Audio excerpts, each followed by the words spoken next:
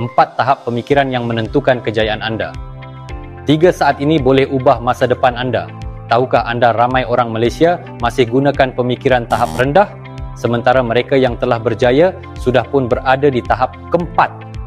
Tahap pertama, pemikiran hitam putih, pemikiran sekolah rendah. Dunia hanya baik atau buruk, betul atau salah.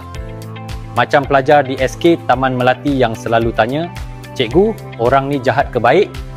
Ramai dewasa di Malaysia masih terperangkap di sini. Baca komen media sosial, lihat saja. Kalau suka tips, saya cepat komen suka dan tekan love, save, share supaya kawan pun dapat manfaat. Nak niaga bersama Sean? Klik link dalam bio atau klik learn more. Tahap kedua, pemikiran pelbagai sudut, pemikiran sekolah menengah. Boleh lihat masalah dari beberapa perspektif.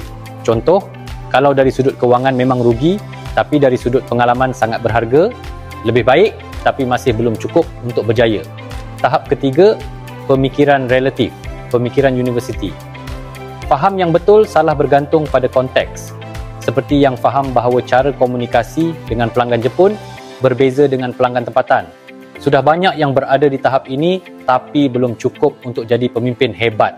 Tahap keempat, pemikiran bersepadu, pemikiran orang berjaya, pertimbangkan jangka pendek dan panjang, menimbang kesan pada individu dan kumpulan, seperti usahawan terkemuka yang tolak projek menguntungkan kerana akan rosakkan alam sekitar kampung halamannya.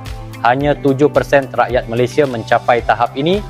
Tragedi terbesar, ramai orang dewasa di Malaysia masih terkurung dengan pemikiran tahap pertama.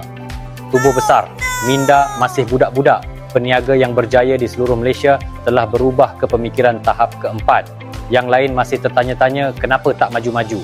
Komen nak untuk dapatkan sesi bisnes terangan percuma dan klik link dalam bio untuk tempat-tempat anda sebelum terlambat.